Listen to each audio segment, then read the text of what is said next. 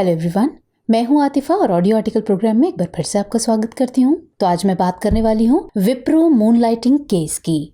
हमारा आज का ये आर्टिकल द हिंदू में प्रकाशित खबर Wipro fires 300 employees for moonlighting और लाइव मिंट में छपी खबर moonlighting is neither ethical nor a work trend के सम्मिलित सारांश पर आधारित है। इस आर्टिकल में टीम दृष्टि के इनपुट्स भी शामिल है और साथ ही ये सामान्य अध्ययन प्रश्न पत्र 3 के भारतीय अर्थव्यवस्था खंड से जुड़ा हुआ है।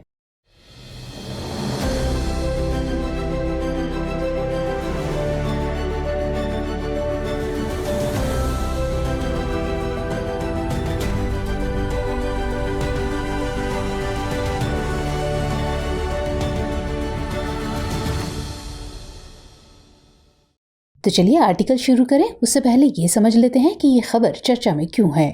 दरअसल हाल ही में आईटी सेक्टर की कंपनी विप्रो ने अपने 300 कर्मचारियों को नौकरी से निकाल दिया। इस संबंध में कंपनी प्रमुख का कहना था कि ये सभी कर्मचारी मूनलाइटिंग में संलिप्त थे और प्रतिस्पर्धी कंपनियों के लिए कार्य कर रहे थे।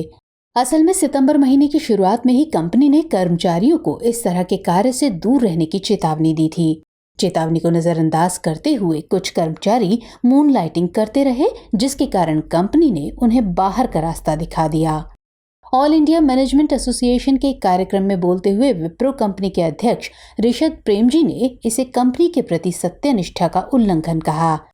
इन्फोसिस, आईबीएम इंडिया जैसी आईटी सेक्टर की बड़ी कंपनियों ने भी इस तरह के कार्य को लेकर विरोध जताया है। इसी वजह से मूनलाइटिंग को लेकर एक बहस छिड़ गई है।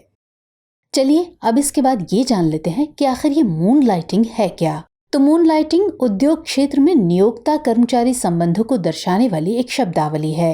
दरअसल अमेरिका में ये संस्कृति विकसित हुई, जहां पर देखा गया कि अधिकांश कर्मचारी एक साथ कई कंपनियों के लिए कार्य कर रहे हैं। जब कर्मचारी अपनी कंपनी के तय घंटों में काम करने के बाद बचे हुए समय में किसी दूसरी कंपनी के लिए पार्ट टाइम काम करते हैं तो इसे ही मूनलाइटिंग कहते हैं। कुछ कर्मचारी वीकेंड में भी कार्य करते हैं। स्वाभाविक है कि मूनलाइटिंग के पीछे कर्मचारी की अधिक धन कमाने की इच्छा होती है। कोरोना के समय में मूनलाइटिंग को विशेष बढ़ावा मिला। जब कर्मचारी वर्क फ्रॉम होम कर रहे थे, उन पर कोई खास निगरानी कंपनी नहीं कर सकती थी।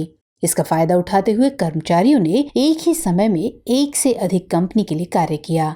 इस संबंध में नो पोचिंग शब्दावली भी प्रचलित है। दरअसल जब 2 या 2 से अधिक कंपनियां एक दूसरे के कर्मचारियों को भर्ती न करने का करार करती हैं, तो इसे ही नो पोचिंग एग्रीमेंट कहा जाता है। नो पोचिंग एग्रीमेंट का प्राथमिक उद्देश्य कर्मचारियों में प्रचलित मूनलाइटिंग को रोकना होता है। मूनलाइटिंग विवाद के बीच एशिया के 2 सबसे रईस अरबपति गौतम अडानी और मुकेश अंबानी ने आपस में नो पोचिंग एग्रीमेंट किया है। इसके तहत अडानी समूह के कर्मचारी न तो रिलायंस इंडस्ट्रीज में नौकरी कर सकेंगे और न ही मुकेश अंबानी की कंपनी में काम कर चुके कर्मचारियों को अडानी समूह हायर करेगा। वैसे तो भारत में नो पोचिंग एग्रीमेंट का चलन एक प्रथा के रूप में नहीं रहा है, लेकिन अब ये तेजी से प्रचलित हो रहा है। टैलेंट वॉर और सैलरी हाइक की वजह से कंपनियां नो पोचिंग एग्रीमेंट पर जोर दे रही हैं। कर्मचारियों की डिमांड या बढ़ती सैलरी कंपनियों के लिए एक जोखिम है, खासकर उस सेक्टर में जहां टैलेंट कम है। चलिए अब ये देखते हैं कि मूनलाइटिंग को लेकर कंपनियों की क्या राय है। क्या सभी कंपनियां इस पर समान राय रखती हैं या उनमें मत भिन्नता है? तो मूनलाइटिंग को लेकर कंपनियों की भी राय अलग अलग है। स्विगी जैसे कुछ स्टार्टअप उद्योग प्रथम नीति की वकालत करते हुए इस संस्कृति को अच्छा मानते हैं। स्विगी का कहना है कि मूनलाइटिंग समय की जरूरत है और इससे भविष्य में संभावनाएं बढ़ेंगी। अगर कर्मचारी अपने कार्य की जिम्मेदारी लेते हैं और जानकारी देते हैं कि वे किस कंपनी या प्रोजेक्ट के लिए कार्य कर रहे हैं, तो उनका स्विगी में स्वागत है। यदि इसके बाद भी आचार संहिता की अवमानना कोई कर्मचारी करता है तो इसे कंपनी की नीति का उल्लंघन माना जाएगा और अनुशासनात्मक समिति द्वारा इस मामले पर कार्रवाई की जाएगी। इसी प्रकार की राय आईटी कंपनी टेक महिंद्रा की भी है।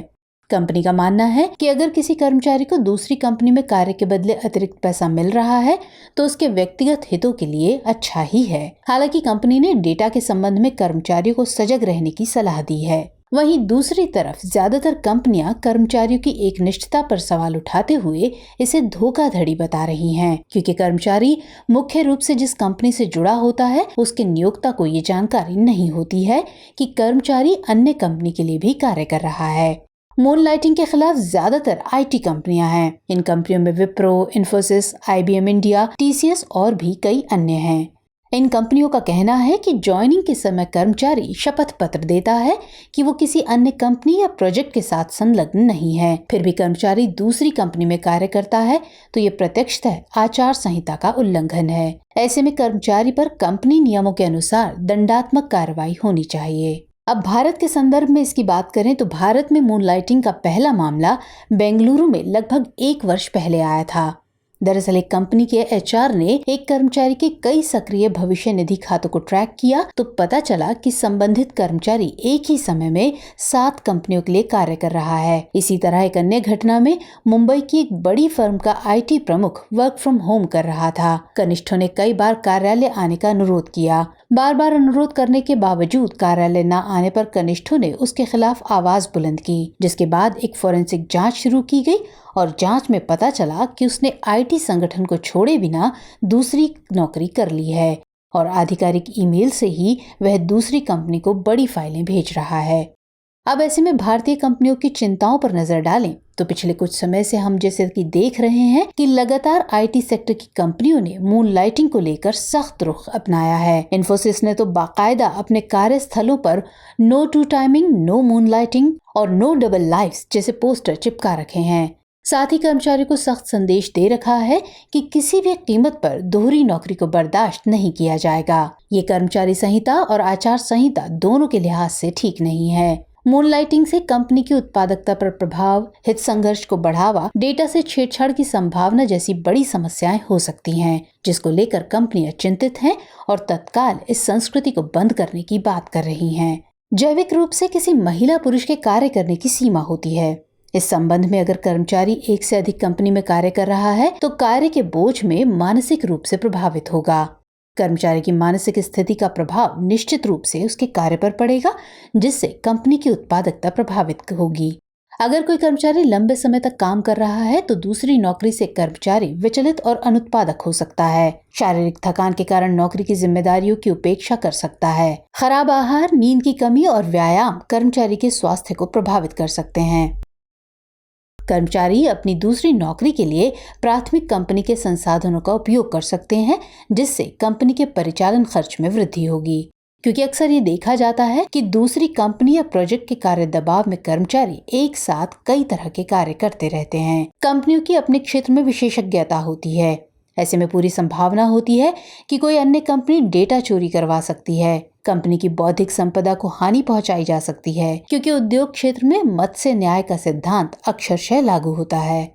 विप्रो कंपनी द्वारा नौकरी से निकाले गए कर्मचारियों की भी शिकायत यही थी कि वे विप्रो के प्रतिस्पर्धी कंपनियों के साथ कार्य कर रहे थे।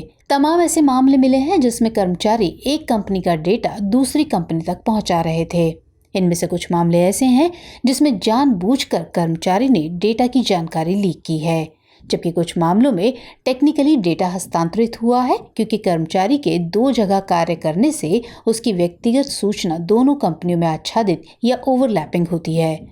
देखा जाए तो प्रत्येक कर्मचारी की इच्छा होती है कि उसे बेहतर कार्य और वेतन प्राप्त हो। वहीं कंपनी की अपेक्षा होती है कि कम वेतन देकर अधिक कार्य लिया जा सके। इस संबंध में एक बिंदु ऐसा होता है जहां कंपनी कर्मचारी साथ कार्य करने को सहमत होते हैं, लेकिन अगर कोई कर्मचारी मूनलाइटिंग के उद्देश्य से नौकरी कर रहा है तो हो सकता है कि वो अपने कुछ हितों के साथ समझौता कर रहा हो, क्योंकि उसे एक से अधिक कंपनी के साथ कार्य करना है। गौरतलब है कि भारत में दोहरी नौकरी के लिए कोई प्रतिबंध नहीं है, फिर भी प्राथमिक कंपनी को जानकारी दिए बिना दूसरा कार्य करना भी नैतिक रूप से सही नहीं है। इससे कर्मचारियों की साख कमजोर होती है। चलिए अब इस सब के बाद समझ लेते हैं उन कारणों को जो मूनलाइटिंग को बढ़ावा देते हैं। तो मूनलाइटिंग का सबसे बड़ा कारण कर्मचारी की अधिक धन कमाने की इच्छा है। साथ ही अपने परिवार की सुख सुविधाओं के लिए भी लोग एक से अधिक कंपनियों में कार्य करते हैं। बढ़ता पारिवारिक खर्च और अपर्याप्त वेतन भी कर्मचारी को दोहरी नौकरी करने को बाध्य करता है। अपने कार्य को पूरा कर लेने के बाद आप अपने बचे हुए समय में लैपटॉप, मोबाइल पर समय बिताने की बजाय आप उस कार्य को करना पसंद करेंगे जिसके बदले आपको धन प्राप्त हो। तो इस तरह के बहुत सारे कर्मचारी होते हैं जो खाली समय में गपशप, वीडियो गेमिंग पसंद नहीं करते हैं और ऐसे में वो दूसरी नौकरी खोजते हैं। वर्क फ्रॉम होम संस्कृति ने मूनलाइटिंग को खूब बढ़ावा दिया है। दूरस्थ क्षेत्रों में रहने के कारण कर्मचारी पर कंपनी की निगरानी नहीं हो सकती है। इसके अलावा कंपनियों की प्राथमिकता होती है कि कार्य का सही समय पर पूर्ण होना, न कि ये जानने की कोशिश करना कि कर्मचारी क्या कर रहे हैं। आईटी सेक्टर तो पूरी तरह से वर्क फ्रॉम होम पर चल रहा था।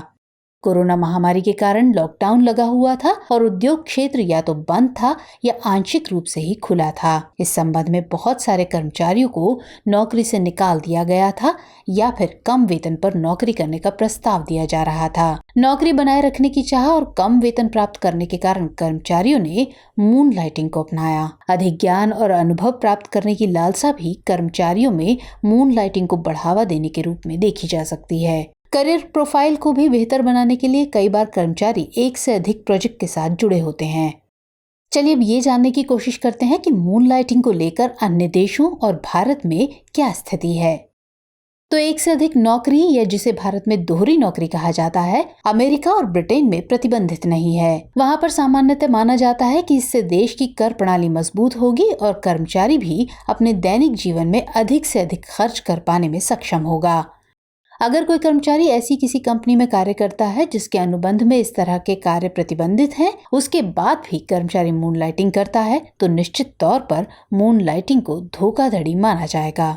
हालांकि ये धोखा नहीं माना जाएगा अगर रोजगार अनुबंधों में ऐसा कोई खंड नहीं है जो मूनलाइटिंग को प्रतिबंधित करता है। भारत में कारखाना अधिनियम के तहत दोहरा रोजगार प्रतिबंधित है। हालांकि कुछ राज्यों में आईटी कंपनियों को इस नियम से छूट दी गई है। साइड जॉब की तलाश करने या व्यवसाय शुरू करने से पहले कर्मचारियों के लिए महत्वपूर्ण है कि वे अपने रोजगार अनुबंध की सावधानी पूर्वक जांच करें और अपनी मुख्य कंपनी की नीतियों के अनुपालन को सुनिश्चित करें। अब इन सब मुद्दों के बाद ये भी समझना जरूरी है कि ऐसे में आगे की राह क्या हो सकती है। तो दरअसल कर्मचारियों के नजरिए से देखें तो बढ़ती आवश्यकताओं, कम वेतन और रोजगार सुरक्षा न होने के कारण ही ज्यादातर कर्मचारी मूनलाइटिंग को अपनाते हैं। इस संबंध में कर्मचारियों को नैतिकता का ध्यान रखते हुए अपनी कार्य जिम्मेदारी को पूरा करना चाहिए और कंपनी के साथ अनुबंधों का पालन करना चाहिए। दूसरी तरफ कंपनियों को भी कर्मचारियों के हितों का ख्याल रखते हुए कार्य योजना और कार्य के घंटों को अनुकूल बनाने की कोशिश करनी चाहिए। इसके अलावा सरकार के स्तर पर भी कानूनों को पारदर्शी बनाना, कर्मचारी कंपनी संबंधों में अनुशासन सुनिश्चित करना जैसे अन्य प्रयासों की आवश्यकता है। चलिए अब नोट करते हैं आज का सवाल। मूनलाइटिंग क्या है? इसके पक्ष विपक्ष में अपने तर्क प्रस्तुत कीजिए।